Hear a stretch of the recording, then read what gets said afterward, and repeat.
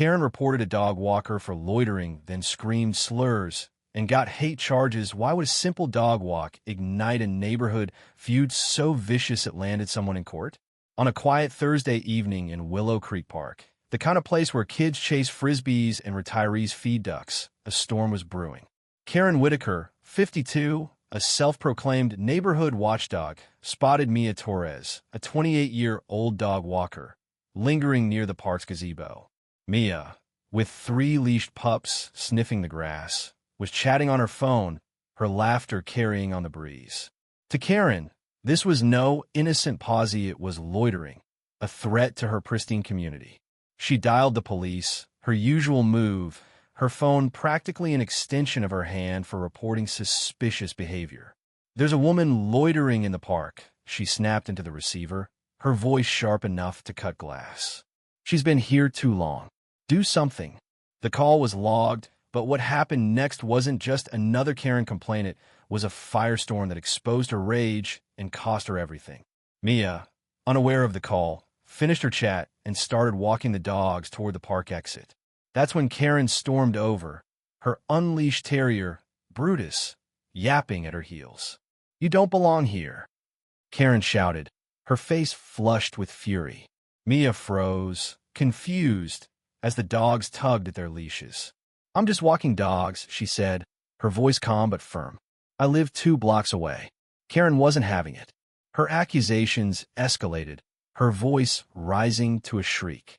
"You're trouble. I know your type." Then, in a moment that stunned onlookers, she unleashed a torrent of racial slurs, each word a venomous dart aimed at Mia, who is Latina. The park went silent, save for Brutus's barks and the gasps of bystanders. Mia's hands shook, but she pulled out her phone and started recording. "Say that again," she said, her voice steady despite the hurt in her eyes. Karen, oblivious to the camera, doubled down, her tirade growing uglier. What Karen didn't know was that her outburst wasn't just being recorded, it was being witnessed by someone who'd changed the game. Enter Mr. Harold Grayson, an 82-year-old widower who walked the park daily with his cane and a notebook, jotting down bird sightings. Harold, a retired lawyer, had seen Karen's antics before, her complaints about kids skateboarding, her glares at picnickers, but this was different. He shuffled closer, his frail frame belying the steel in his voice. "Ma'am, you need to stop," he said, loud enough for others to hear. Karen whirled on him, sneering. "Mind your business, old man." But Harold wasn't fazed. He'd already dialed 911, reporting a hate crime in progress, his calm delivery a stark contrast to Karen's chaos. The confrontation reached its peak as Karen, now unhinged, kicked over a trash can, sending coffee cups and wrappers spilling across the grass. Brutus darted into the mess, chewing a discarded sandwich, while Karen screamed at Mia and Harold, oblivious to the growing crowd. Joggers stopped, phones out, capturing every moment. A teenage girl, Lila, who'd been filming for her TikTok, uploaded the video with the caption, "Karen goes nuclear in Willow Creek." It went viral within hours, racking up millions of views. The police arrived, 2 officers stepping into a scene that looked like a tornado had hit. Mia, still holding her phone, showed them the video. Harold recounted what he'd seen, his notebook now filled with timestamps and details. Karen, defiant, claimed she was protecting the neighborhood, but her slurs were on tape, undeniable. The officers cuffed her, citing public disturbance and hate speech, as the crowd murmured. Karen's face crumpled, her bravado gone, as she was led to the squad car. Brutus, left barking in the grass, was scooped up by a neighbor. The fallout was swift and brutal. By morning, Karen's face was plastered across social media, her name trending with Willow Creek Karen.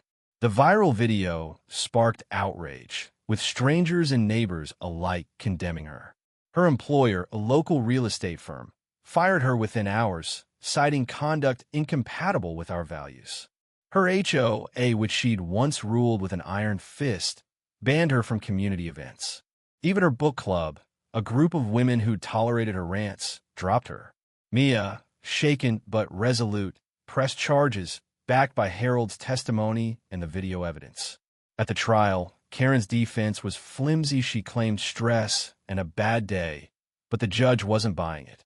She was convicted of hate speech and public disturbance, sentenced to community service, a fine, and mandatory diversity training.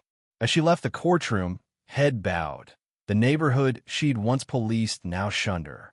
Karen's house went up for sale a month later. Her dream of ruling Willow Creek shattered.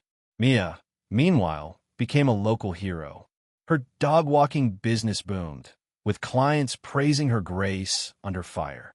Harold, too, found himself in the spotlight, his quiet courage inspiring a community fundraiser for his favorite charity, a bird sanctuary.